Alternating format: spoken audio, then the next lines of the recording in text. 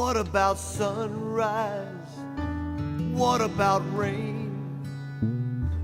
What about all the things that you said we were to gain? What about killing fields? Is there a time? What about all the things that you said were yours and mine? Did you ever stop to notice all the blood we shed before? Did you ever stop to notice the crying earth, the weeping shore?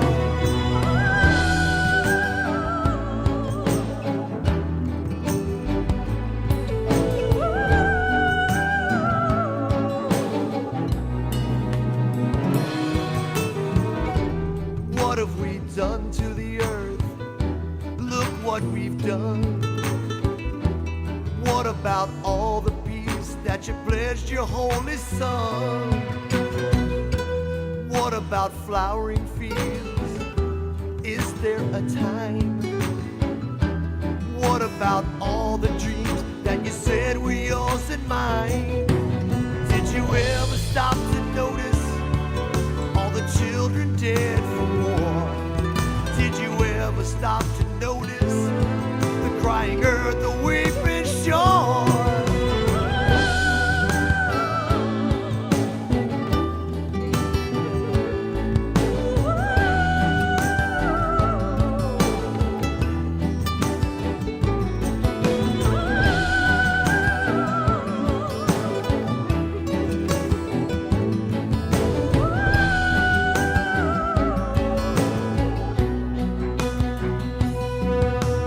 I used to dream, I used to glance beyond the stars. Now I don't know where we are, but I know we've drifted far.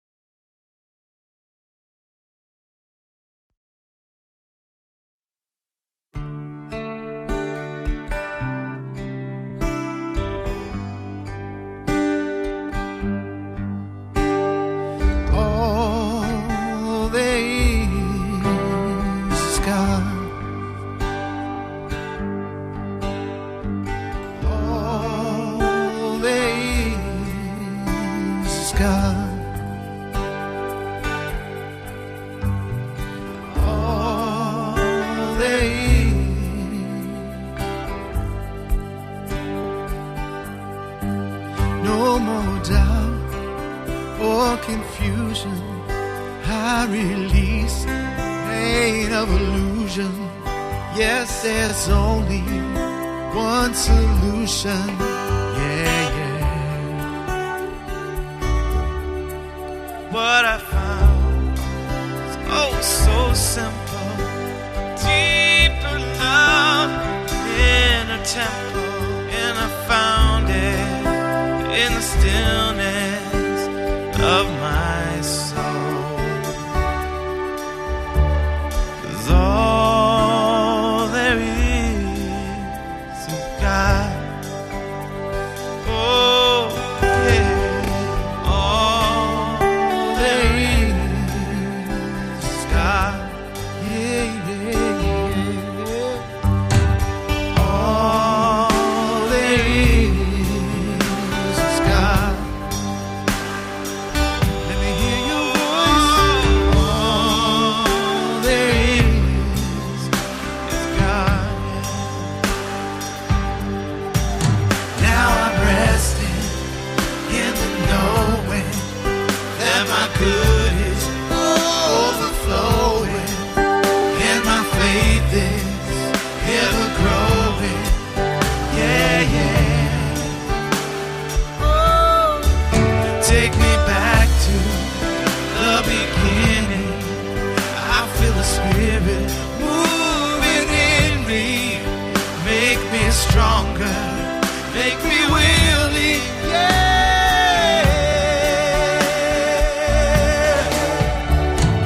All there is God. Oh, yes. All there is God. Oh, everywhere you turn. All there is God. All there is love. All there is love. All there is peace. All there is peace, and it passes all understanding. All there is truth. All there is truth.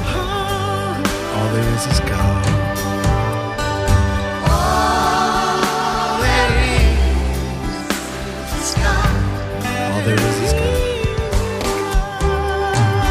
All there All there is God. God is all there is. all there is.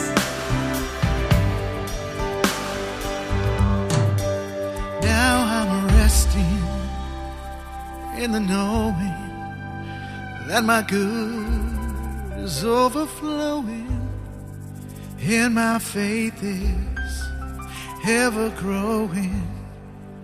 Yeah, yeah. Take me back to the beginning. Feel my spirit moving in me. Make me stronger, make me willing. Yeah.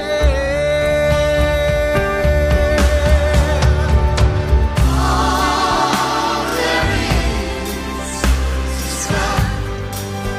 All there is God, yeah. All there is God. Oh, God, everywhere you turn. All there is God.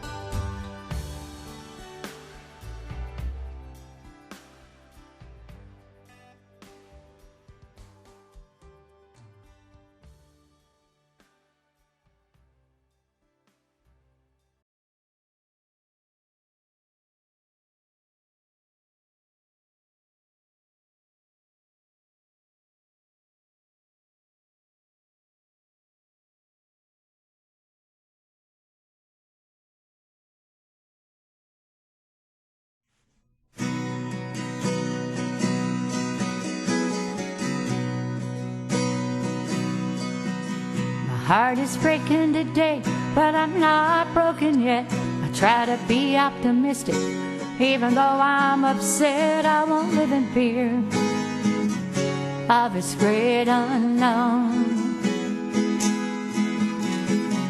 Life as we knew it is gone forever. What will it be like the next time we're together? I'm keeping the faith. We'll see a better day. I look for the rainbow in this dark, gloomy sky. I'm full of questions and I wanna know why we're at this place with no turning back. I pray when I wake up and when I go to sleep for a miracle to happen. We're in trouble deep and I'm keeping the faith. We'll see a better day.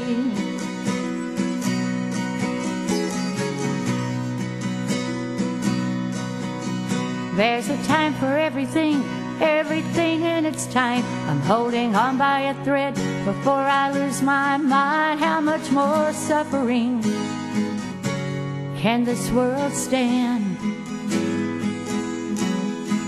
We're all socially distanced, we can't go anywhere. How did we get here?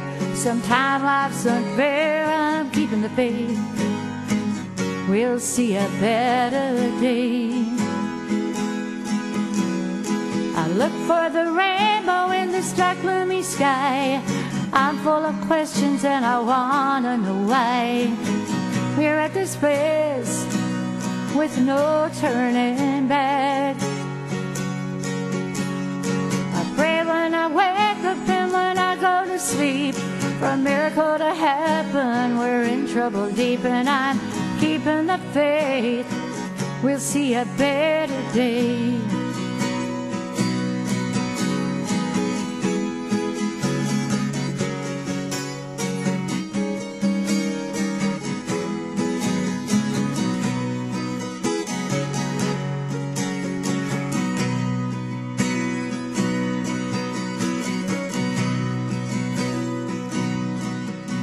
Then I think of all I have to be thankful for. My family and friends, I need nothing more. I choose to live in joy, no one can take away. I hold my head up high, I keep pressing on to the prize before me. When it's over and done, I'm keeping the faith to see a better day. I look for the rainbow in this dark, gloomy sky. I'm full of questions and I wanna know why we're at this place with no turning back. I pray when I wake up and when I go to sleep for a miracle to happen. We're in trouble deep and I'm keeping the faith. We'll see a better day. I'm keeping the faith. We'll see a better day.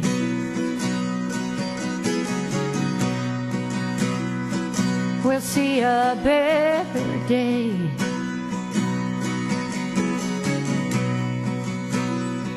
We'll see a better day.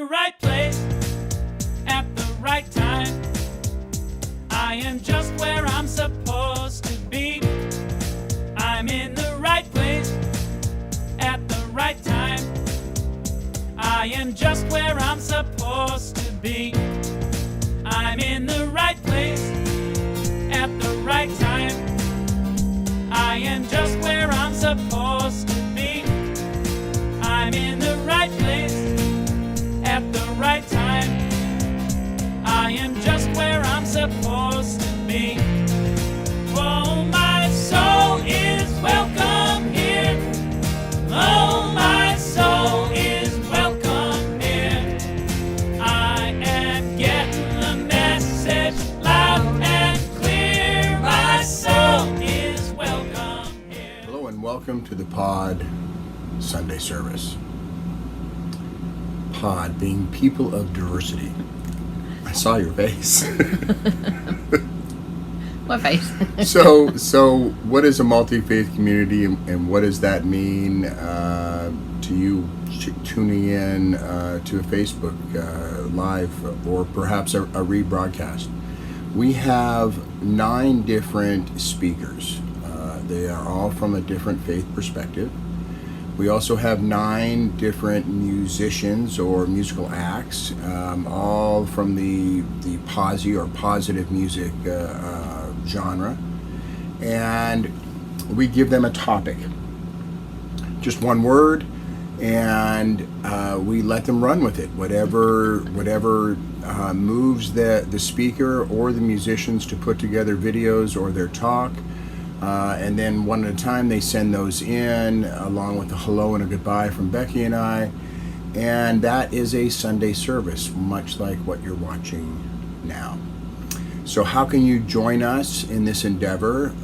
You can click into www.peopleofdiversity.org, and in the center of that website is a donate button. You can click that and help us one time, weekly, monthly, whatever you're moved to do. You can share this feed, you can share the event, or you can share the pinned service that you'll find at the top of the People of Diversity Facebook pages to help us get it out there.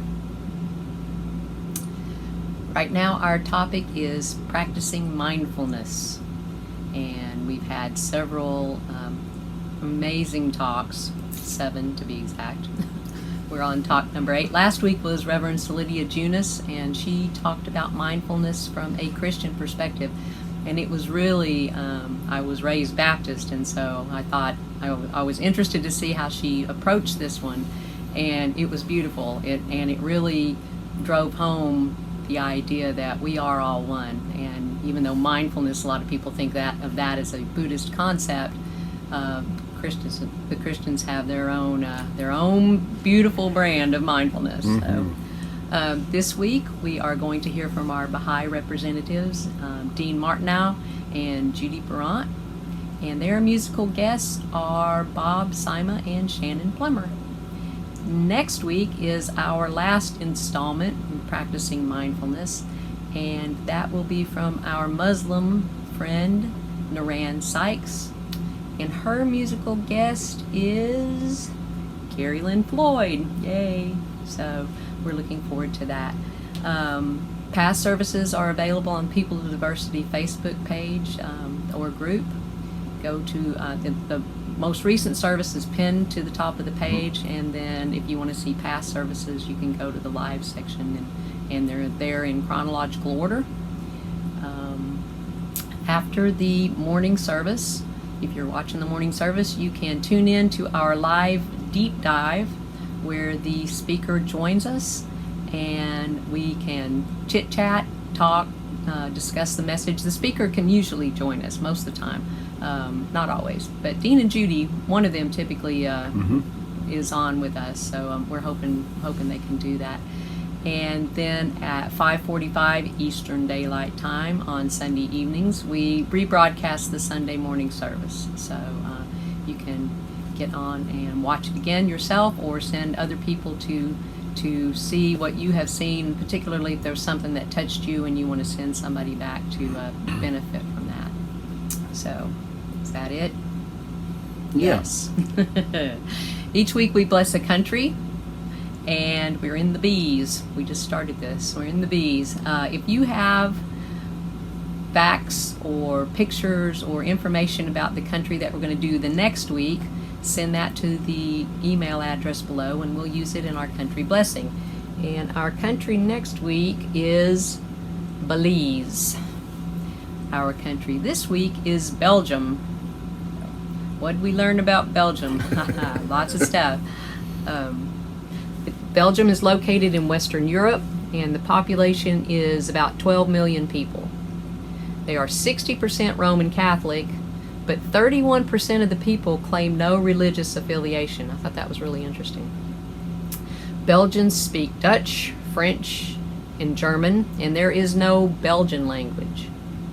Audrey Hepburn was born in Belgium. I love this one. Belgium produces 220,000 tons of chocolate per year, and the Brussels airport sells more chocolate than anywhere else in the world. There are at least 30 different types of Belgian waffles. French fries were invented in Belgium and are eaten with mayonnaise, not ketchup, mayonnaise.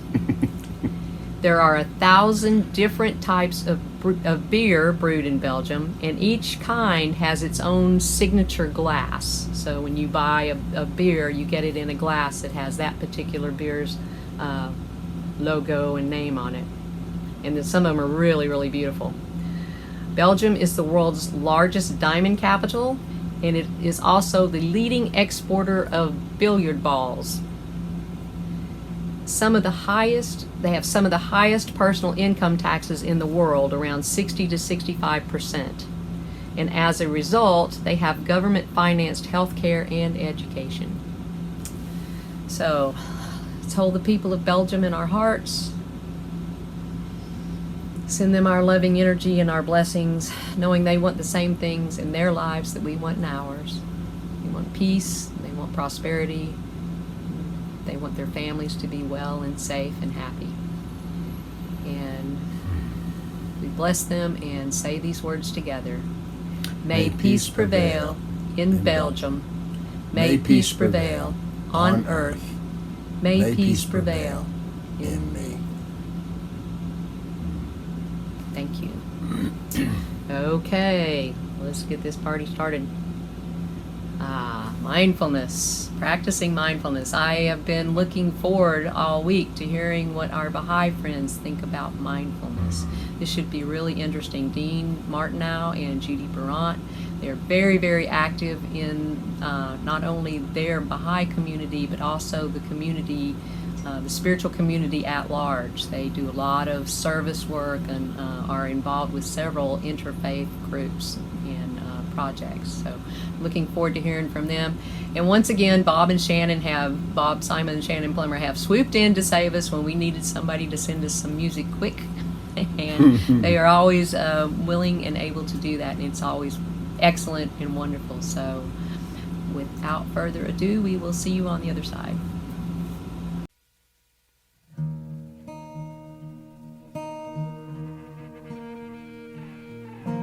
This is where empty comes me alone.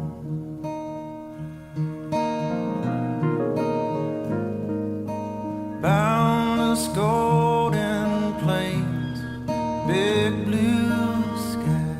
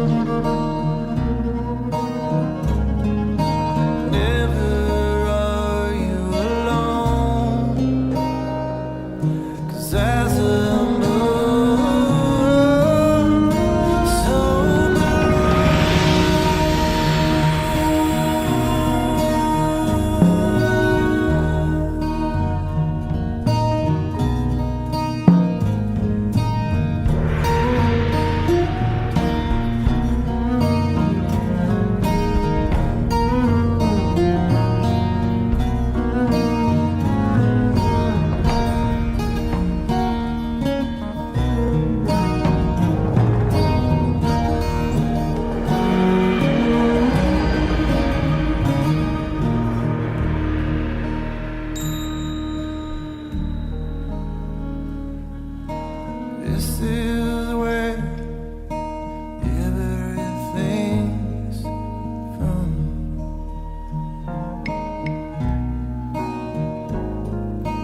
Mystery, great unknown.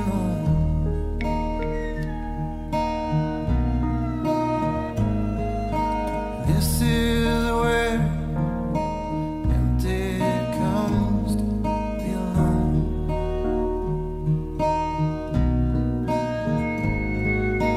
This is where empty comes to be home.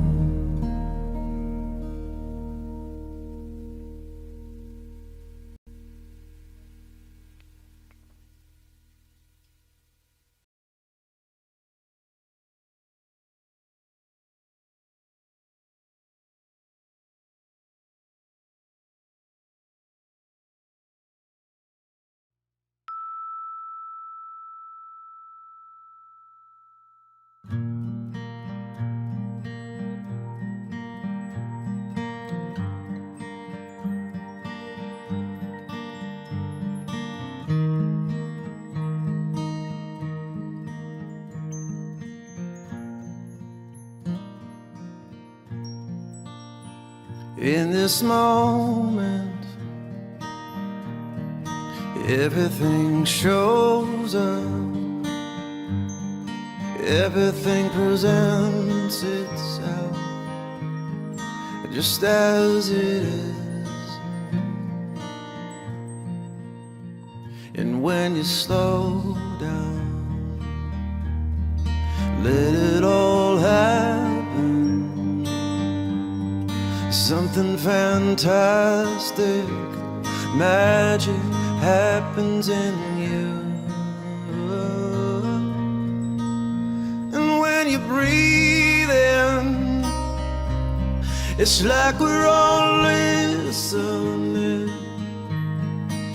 to an echoing of our own souls. And when you breathe out, it's just like a rain cloud. Relief, it comes pouring down on a thirsty world. Meditation is a medication to cure the illusion of a separation. Meditation is a medication to cure the illusion of a separation. A separation.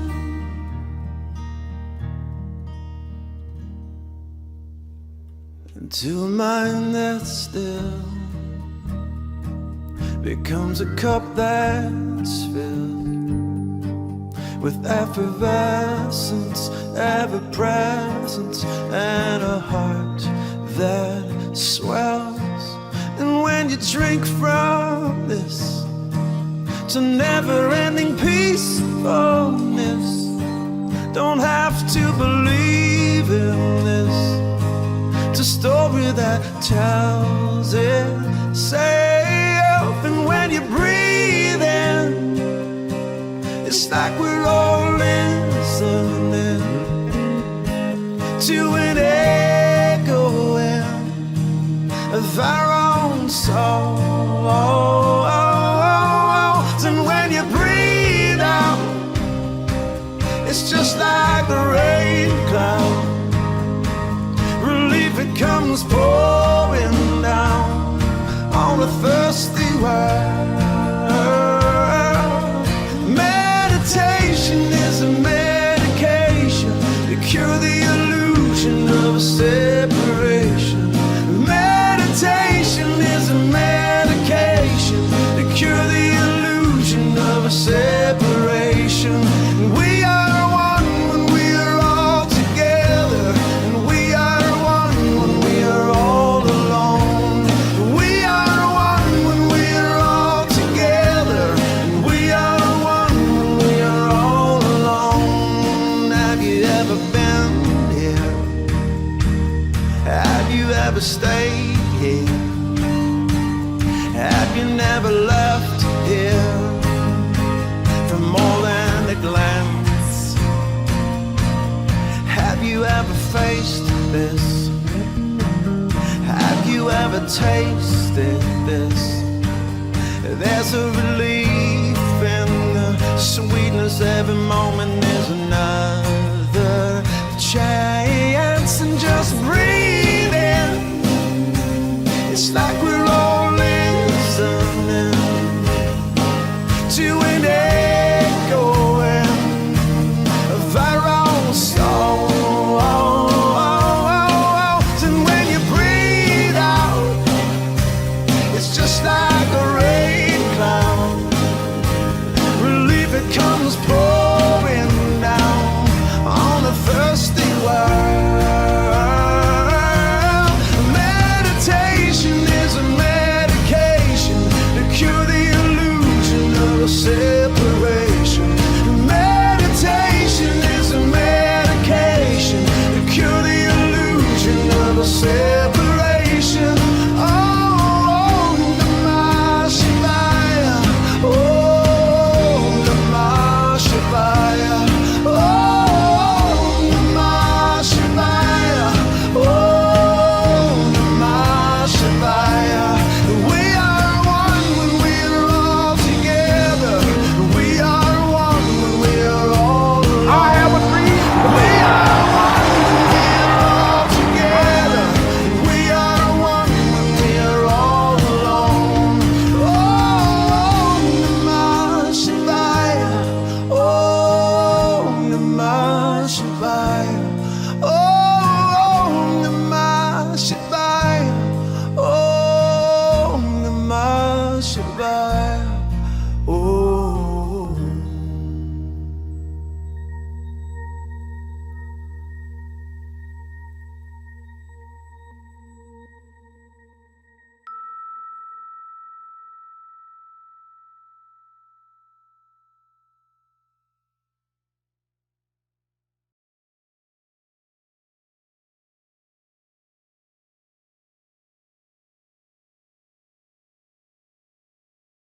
Hello, participants in the pod, wherever you may be. This is Dean and Judi. Well, Dean right now, Judi in a few minutes, from the Melbourne Baha'i community. And today we're talking about mindfulness. You've gotten and will continue to get a pretty good idea from the other speakers of what I kind of am referring to as the traditional idea when the term mindfulness is brought up. And I'm not going to do that. I'm going to talk from a different standpoint.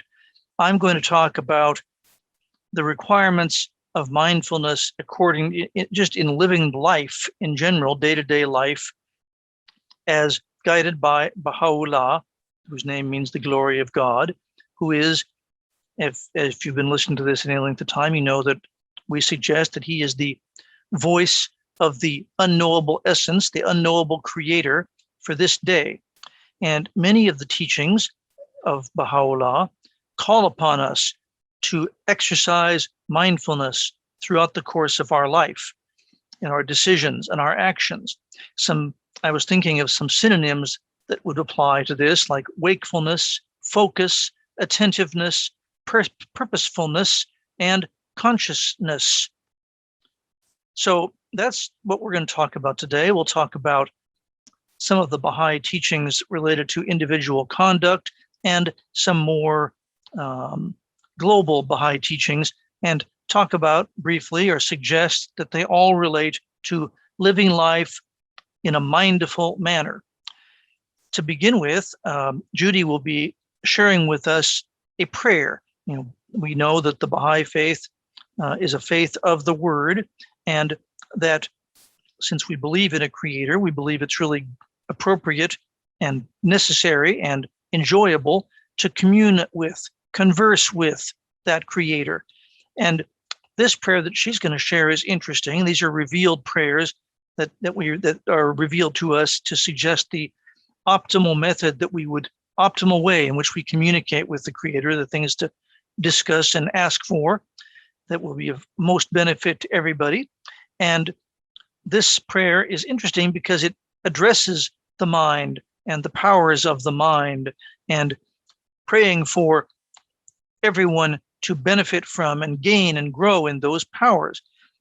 A reminder about this is that these prayers and the other Baha'i writings, the translations, which are unalterable for reasons which I can explain, were made during a time when it was much more common to use language that is now considered to be patriarchal, but those translations are perfect and get the point across, so they can't be altered. So this is a prayer that addresses the subject that we're dealing with. O God, O thou who hast cast thy splendor over the luminous realities of men, shedding upon them the resplendent lights of knowledge and guidance, and has chosen them out of all created things for this supernal grace, and has caused them to encompass all things, to understand their inmost essence, and to disclose their mysteries, bringing them forth out of darkness into the visible world. He verily showeth his special mercy to whomsoever he will. O Lord, help thou thy loved ones to acquire knowledge and the sciences and the arts, and to unravel the secrets that are treasured up in the inmost reality of all created beings. Make them to hear the hidden truths that are written and embedded in the heart of all that is. Make them to be ensigns of guidance amongst all creatures, and piercing rays of the mind, shedding forth their light in this, the first life. Make them to be leaders unto thee, guides unto thy path, runners, urging men on to thy kingdom. Thou verily art the powerful, the protector, the potent, the defender, the mighty, the most generous. That commune was revealed from the creator by Abdu'l-Baha. You've heard about him before and will again, because this year we're commemorating the 100th anniversary of his passing and talking a lot about how important he is in religious history and to our present and future as a human race. Anyway, I felt the need or the desire to digress a minute and talk about how among the many influences he made during his life and during his 8-month travelings across North America in 1912 was Khalil Gibran, author of The Prophet and of many other books. And Gibran painted Abdu'l-Baha when he was in New York, had several times chances to talk to him, and Gibran had already figured out, as he put it, that the writings of Baha'u'llah in Arabic were the most stupendous literature that ever was written. And when he met Abdu'l-Baha, he said about him that he is a very great man. He is complete. There are worlds in his soul, and oh, what a remarkable face. What a beautiful face. So real and so sweet. And elsewhere he said, for the first time, I saw form noble enough to be a receptacle for the Holy Spirit. Now, the Prophet may or may not have been, wasn't certainly wholly influenced by Abdu'l-Baha. He started writing it in 1912, which is when he met Abdu'l-Baha.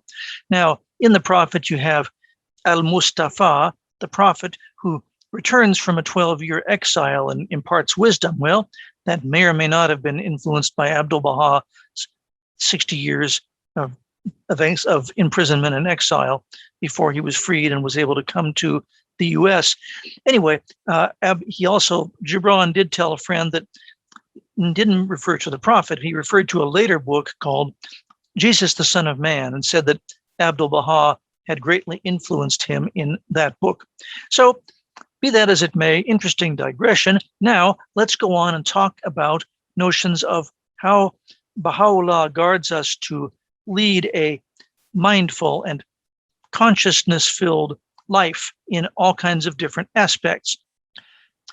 I see, unfortunately, a lot of people in the world, because of largely clergy-induced viewpoints of sin and fault and all these kind of things, very obsessed with the bad things they've done, the evil things they've done, all of this, and they don't move forward very well because they're so worried about all those things that happened. There's a passage in Baha'u'llah's Will and Testament. The first sentence of it, I take to mean, well, I take it to mean what I'm going to tell you it means, literally. He's talking about speech here, but he says, God hath forgiven what is past. Now I'm going to isolate that sentence in a minute. Then he goes on to say, henceforward everyone should utter that which is meet and seemly, and should refrain from slander, abuse, and whatever causeth sadness in men. So I take this, and we are certainly, that's one of the things we do with our minds, is we read the word and try to find the hidden meanings in it, as opposed to, just reading it and not even knowing what it's talking about. So when Baha'u'llah says that God hath forgiven what is past, I take that to mean that no matter what I did 5 seconds ago or 15 minutes ago or whenever, that's already been forgiven. I don't have to worry about being reprimanded for it exactly. We're going to talk about what we might have to worry about in just a minute. And so what this means is, once being assured of this eternal forgiveness, God is, after all, the all-forgiving, we can rest assured of that, and we can concentrate on the now, on the present, on applying our faculties mindfully and consciously to the situation at hand, the matter of the moment. Now, tied to that is the notion that, while indeed we have been forgiven, that doesn't mean, though, that we're not going to get a chance to relive what we've done, and that what we have done or said does not have effect, because of course it does. So in the hidden words of Baha'u'llah, Baha'u'llah addresses humanity by saying, each of us individually, saying, O son of being, bring thyself to account each day, ere thou art summoned to a reckoning, for death unheralded shall come upon thee, and thou shalt be called to give account for thy deeds. It's like my deceased wife's doctor said, none of us gets out of here alive. And this notion of bringing ourselves to account, which is, again, requires some consciousness and some purposefulness. And the idea is not only to find the things we did wrong, bringing yourself to account, you also can acknowledge those things that you did well. But this aspect of life for the individual, combined with the fact that we're not burdened by some notion of divine punishment for those past things that we've done, that combination leads us, in my estimation, to a very considerable need to be focused and wakeful in our acts, and in our thinking about those acts, and in our pondering ways to do better than what we may have done in the past. There's a passage that's kind of popular, kind of well known in the Baha'i writings, that talks about human conduct, talks about our individual responsibility. How should we behave? I'm going to actually give you 2 renditions of it so that you can get it from 2 different standpoints, 2 different art forms, because, and if you ponder this, I think you will perhaps agree with me that in order to do what is recommended here, what is asked of us, requires mindfulness of the highest order. It's the opposite of many of the days of my life, which have consisted of some combination of reading science fiction, watching sports, playing cards, and eating.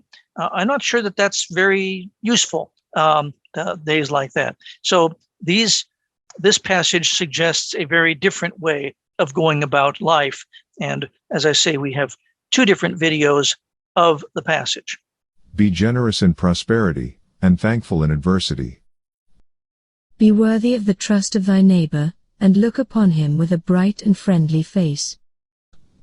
Be a treasure to the poor, an admonisher to the rich, an answerer of the cry of the needy. a preserver of the sanctity of thy pledge. Be fair in thy judgment, and guarded in thy speech. Be unjust to no man, And show all meekness to all men. Be as a lamp unto them that walk in darkness, a joy to the sorrowful, a sea for the thirsty, a haven for the distressed. an upholder and defender of the victim of oppression. Let integrity and uprightness distinguish all thine acts. Be a home for the stranger, a balm to the suffering, a tower of strength for the fugitive. Be eyes to the blind, and a guiding light unto the feet of the erring. Be an ornament to the countenance of truth, A crown to the brow of fidelity.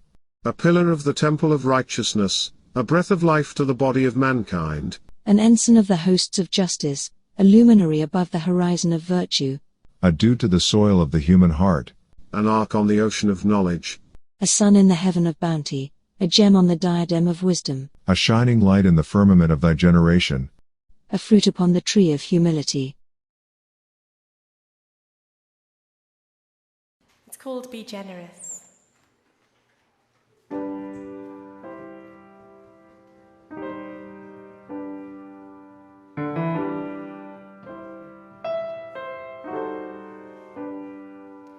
Be generous in prosperity and thankful in adversity. Be worthy of the trust of thy neighbor and love upon him with a bright and friendly face. Oh, be a treasure to the poor, an admonisher to the rich, an answerer of the cry of the needy, a preserver of the sanctity of the pledge. Be fair in thy judgment and guarded in thy speech. Be unjust to no man and show meekness to all men. Be as a lamp unto them that walk in darkness, a joy to the sorrowful, a sea for the thirsty, a haven for the distressed, an upholder and defender of the victim of oppression. Let integrity and uprightness distinguish all thine acts. Be a home for the stranger, a balm for the suffering, a tower of strength for the fugitive.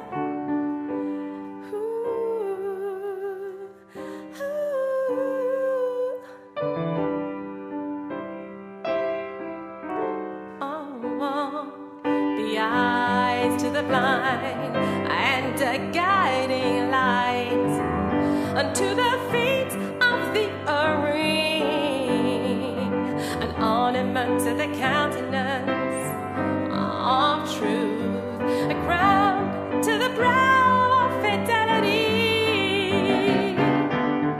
a pillar of the temple of righteousness, of mankind, an ensign of the host of justice,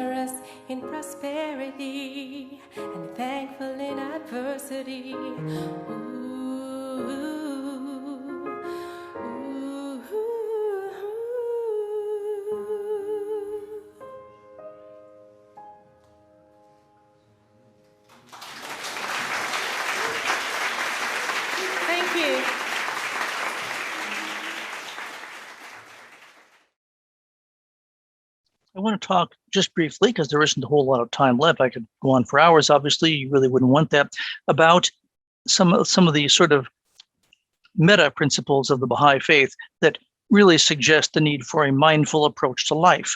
The first of these is the independent search after truth. Each of us, whether we're raised in a faith or not, must make our own search, make our own decision about faith. No one can make it for us, and we have to make it ourselves and have to make the effort to do so and then act upon the results of that search. That's a really important one. That's really a fundamental principle of the Baha'i faith, along with the next principle, which is the notion of the oneness of humanity. Most people will say that they believe that, oh yeah, humanity is one, if you think about it. But the question then is believing in it, then believing in it deeply, and then acting on it.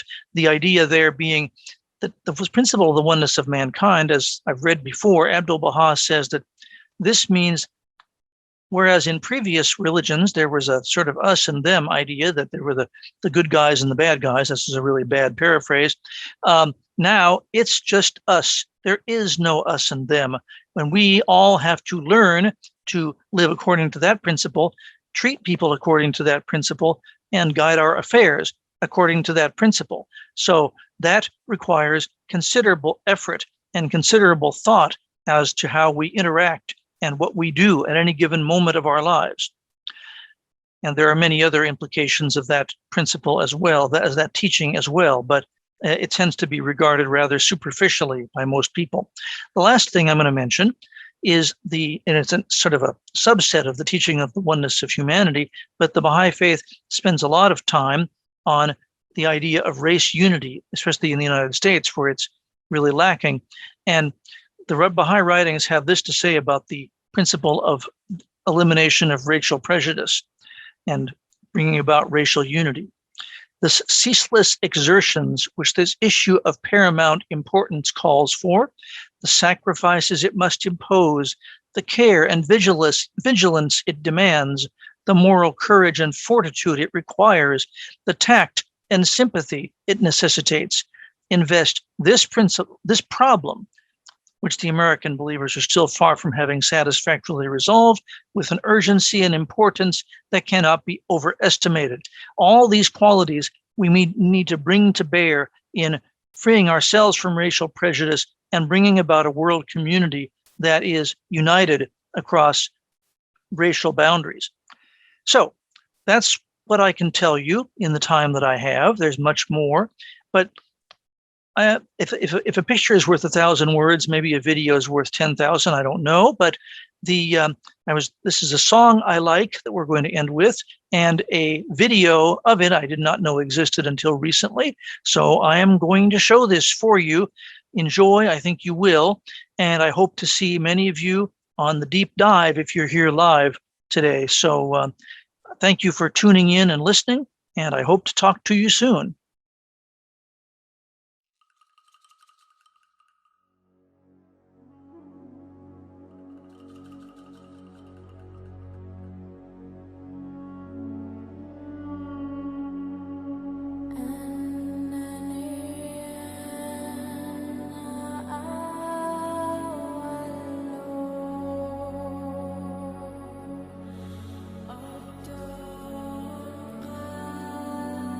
Oh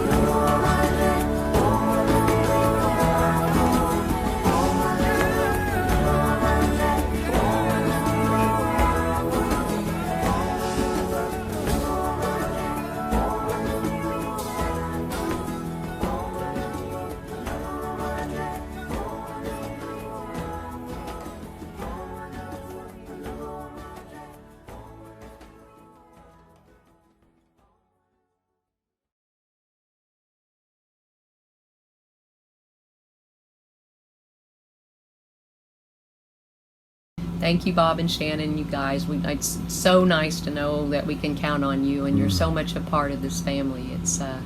We really appreciate everything you do for us. Dean and Judi, as always, just excellent take on the subject, and just you're always so educational. And I didn't know anything about Baha'i when we started this, and you have taught me so much, and I'm sure that's true for a lot of the people that watch you. So thank you so much. We appreciate it.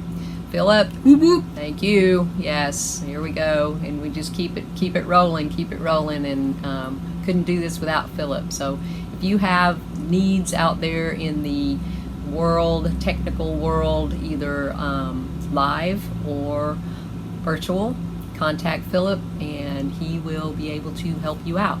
And if it's something really, really weird that he can't help you out, he'll tell you that. So he's never said that to us. So get hold of Philip Lupo, and you won't be sorry. Thank you, Philip. So next week is Naran Sykes, our Muslim representative, with Gary Lynn Floyd. Join us right now after the morning service, 11:45 to 12:15, for our deep dive on Zoom, and the link to that is on the screen below. And then tonight, join us for our second broadcast of this service. And watch it again. We always do that, and it's great. We enjoy watching it twice. More the second time. Yeah, even more the second time. This is true. So that's all I got. That's it? That's it. All right. So let's just take a moment and center ourselves, and bring back into our mind's eye what it is that we're doing here, what we've created here is an opportunity for people to come together and explore deeper their spirituality. And we pay all of our people, and we just want to take a moment out and just say thank you for the opportunity to do that, to be that, and to participate in that. We are so very grateful for all that this has given us. And we say together, amen. Now, don't click off just yet, because the most important part of the service is right now. We're going to collectively gather ourselves in that virtual place. Bring to your mind's eye, bring to your heart anyone in your world that might need some support, whether that be emotional, mental, spiritual, or physical. Let's bring them into the circle, ourselves included. Our leaders and the folks who lead this planet as well, because Lord knows they need as much help as they can get. So let's bring everybody into the center and close our eyes and come together around this amazing, beautiful song. And we'll see you later tonight. We'll see you in the deep dive. We'll see you through the week. We'll see you next week. Have a great week. Bye. One power, one power, one power, one power, one power, one power.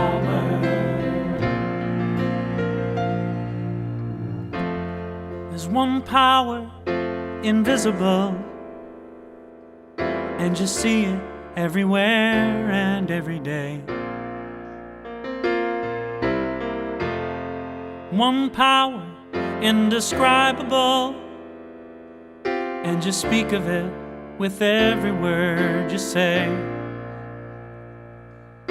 Mysterious until you know the truth, as simple as the love inside of you. Call it God, call it Spirit, call it Jesus, call it Lord, call it Buddha, Baha'u'llah, angels' wings or heaven's door. But whatever name you give it, it's all one power, can't you see? It's the power of the love.